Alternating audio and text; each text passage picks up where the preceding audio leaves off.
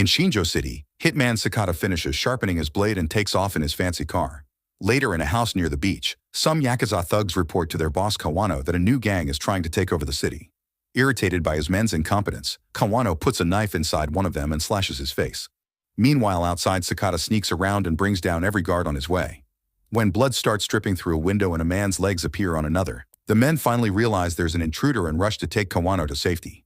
While Sakata continues to fight and kill thugs on the roof, the men try to leave with Kawano through the door, but bodies block it, so they take him to the second floor instead. Sakata expertly uses his blade to end the thugs coming after him, sending them rolling down the stairs. Eventually, Kawano reaches his car only to discover the driver is already dead. After slashing a few more guys, Sakata is thrown through a glass door by a gangster. They start fighting hand to hand, using any object or piece of furniture found in the room. Sakata falls and the man sits on him to stab him, but Sakata cuts off his hand and leaves him to bleed to death on the floor. Then he goes to Kawano's bedroom and uses a thug's body as a shield against Kawano's shots. A terrified Kawano tries to escape through the balcony, but Sakata quickly catches up and finally kills him.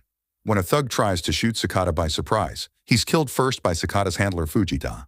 On their way out, Fujita pays Sakata for this mission and asks him not to retire, but Sakata refuses because his family is his priority now. All this is seen by someone in the shadows.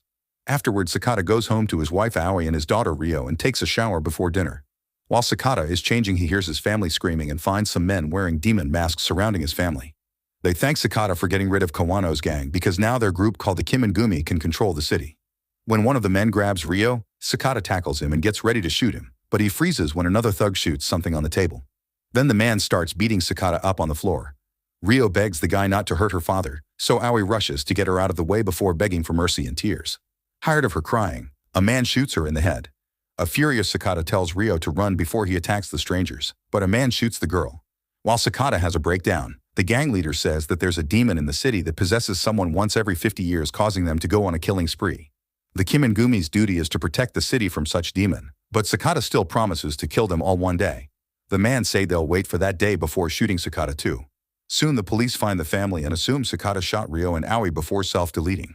12 years later, Mayor Sunahara is talking to the press, explaining how he transformed Shinjo City from a dangerous crime-infested area into a beautiful place of progress. He also announces that they'll be opening an integrated resort with a theater, shopping, and casino. A journalist named Kamima tries to ask about all the people who have gone missing and been killed in the last decade, including the leader of the group opposing the resort construction, but Sunahara says it's all factless rumors. In the meantime, Sakata has been living in a vegetative state in a medical prison. When his sentence is finally over, Fujita comes to pick him up and takes him to an apartment in the slums, proving that the city isn't doing as great as propaganda says. Days start to pass and Sakata is taken care of by Fujita's relative Raj, who bathes him, feeds him, and takes him on walks.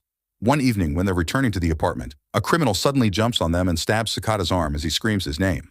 It turns out this is the thug whose hand Sakata cut off years ago, and he wants revenge, but Sakata still doesn't react. At the same time, Kamiyama is meeting with the guy with the slashed face to ask him about the Kimengumi. The thug thinks Sakata was hired by the Kimengumi, and Kamiyama notices the day of the attack is the same date as the resort getting its business license. All this happened around the time Sunahara became mayor.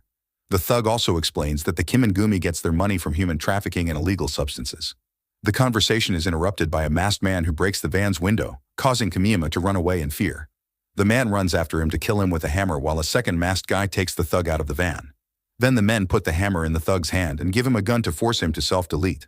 They watch him die before they receive an important call. At home, Fujita is practicing ping pong while thinking about the whole deal with Sakata and how he told the Kimengumi about the family, but they didn't listen to him when he asked them not to kill them. At that moment, he gets a call with surprising news. At the hospital, police chief Kotaro comes to check on the victim of a hobo fight in the neighborhood. He gives the two guarding officers some money so they can take a break, then he enters the room, revealing the victim is Sakata. Kotaro is now wearing a demon mask and asks Sakata if he recognizes him, which means he's one of the Kimengumi who killed Sakata's family.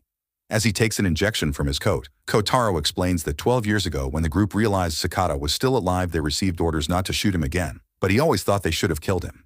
Then Kotaro injects Sakata's fore, unaware that his voice is slowly bringing Sakata out of his vegetative state. When Kotaro gets ready for a selfie, he sees Sakata moving again. After accidentally falling, Sakata grabs Kotaro and makes him fall, followed by some choking. However, Kotaro hits Sakata with a few objects to push him off and lands a few kicks to knock him out. At that moment, the officers come back and Kotaro has to take off the mask to stop them from shooting. As soon as the guards turn around, Kotaro puts on the mask again and shoots an officer in the face, using a pillow to cover the noise. The other officer isn't surprised because he's also part of the Kimengumi. When they discover a doctor saw all this, they shoot him as well. Suddenly Sakata wakes up and jumps on Kotaro, so the officer tries to defend his boss, which triggers a fight among the three of them. The officer ends up falling and stuck between the bed and wall while Kotaro keeps on kicking Sakata, who manages to hit his enemy's head before trying to use the fourth line to choke him. Kotaro defends himself, and in the struggle they push the officer through the window. Then Sakata tries the fourth line again, and when Kotaro takes it off, Sakata finishes strangling him with the bed sheets. When Fujita and Raj arrive at the hospital, they're shocked to see Sakata walk out. He grabs some food on his way out, which triggers a memory of his family's death, further feeding his desire for revenge. The news of Sakata's revival reaches the Kimengumi, including the guys working in the illegal factory and moving the girls for sale. The leader is delighted to hear this and calls Sakata a demon loose in the city, so he starts dancing to celebrate with an ancient ritual. Soon Fujita receives a message from the Kimengumi asking him to bring them Sakata's dead body. The group drives to the factory and Sakata's body is dropped in a bag before Fujita and Raj leave. Once the bag is thrown on a conveyor machine, Sakata comes out and punches a guard before leaving the room. The factory owner Takemoto sees Sakata fighting a bunch of his employees on the cameras and immediately warns the gate guard, who opens fire at the van. Raj is immediately killed, but Fujita is only wounded and quickly shoots the guards back. After Takemoto consumes his own product, he puts on the mask that marks him as one of the killers of Sakata's family. Meanwhile, Sakata moves through the different areas of the factory, bringing down every thug in his way by using items he finds around or even smashing their heads on the wall, railings, and machinery. A worker picks up Sakata with a loader truck and covers him with trash before dropping him on the floor, so Sakata throws a knife to kill him. Another worker in a cart opens fire, so Sakata jumps on him to derail the vehicle and steals the gun to kill a few more men. Some workers jump into the cart with him and Sakata kills them with his knife. Then he jumps off right before the cart crashes. Still hungry for revenge, Sakata continues to make his way through the stairs and a corridor, always killing all the men who try to stop him. When he reaches the office floor, he discovers Takemoto is already outside pressing a button on his phone. At that moment, the building blows up and Takemoto receives a call from the leader, who saw the explosion and congratulates him on his success. However, Takemoto hangs up when he sees Sakata coming out of the building protecting himself with a blanket. It looks like another fight is about to begin, but Takemoto has run over Fujita, who falls to his knees while puking blood. He apologizes to Sakata for telling the Kimengumi about his family and agrees he deserves an end too, so Sakata doesn't hesitate to shoot him. Afterwards, Sataka hangs Takemoto and starts beating him up, but Takemoto only laughs and swears loyalty to his leader. At that moment, Takemoto's phone rings and Sataka hears the leader's voice. He furiously destroys Takemoto's mask as the leader reveals that his daughter is still alive. The leader turns out to be Mayor Sunahara, and he explains that all these criminal activities bring the money to make the city progress. If Sakata wants to see his daughter again, he must let Takemoto go. However, Sakata kills Takemoto anyway. In the morning, reporters talk about all the attacks that happened last night and blame them on Sakata, saying he died in the factory explosion. Meanwhile, Ryo is now a teenager being watched by Kanta, another one of the masked men. He's in charge of the Kimengumi's human trafficking business and likes to stare at Ryo in inappropriate ways. Sunahara calls him and orders him to find Sakata, who has been hiding since the incident. In a humble neighborhood, police officer Takagawa returns to his apartment and notices the window was open before being startled by Sakata.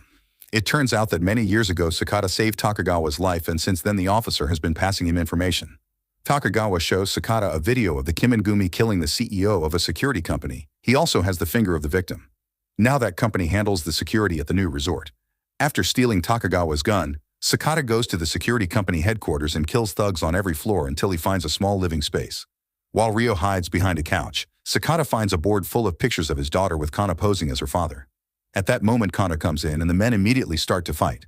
While Ryo uses the chance to run away, Sakata overpowers Kanta and starts throwing him against the furniture all over the room. Kanta retaliates by hitting Sakata with a table before trying to shoot him, but Sakata dodges and starts fighting him for the gun. When Kanta hits him with a decoration to bring him down, he also insults him, and Sakata finally realizes this is the guy that killed his wife. The gun is jammed, so Sakata is about to end this, but suddenly Ryo comes back and calls Kana father before shooting Sakata with her school bow.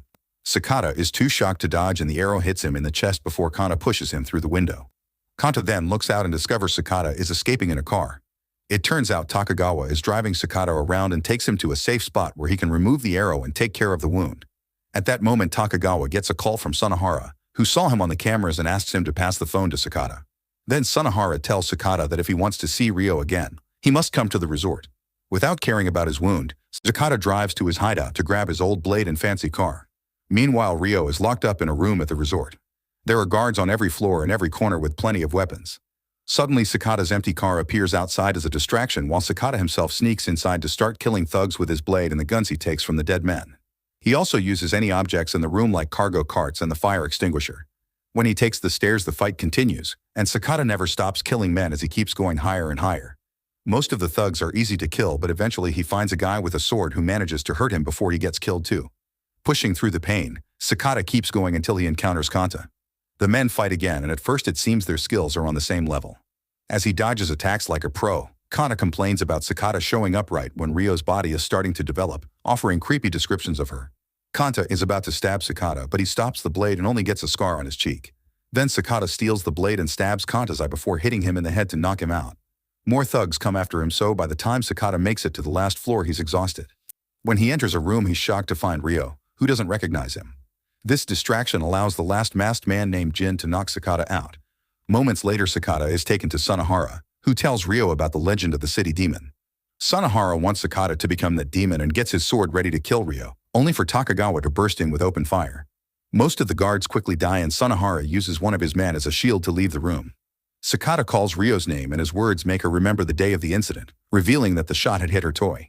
She runs to hide with Takagawa while Sakata fights Jin, who uses a metal staff.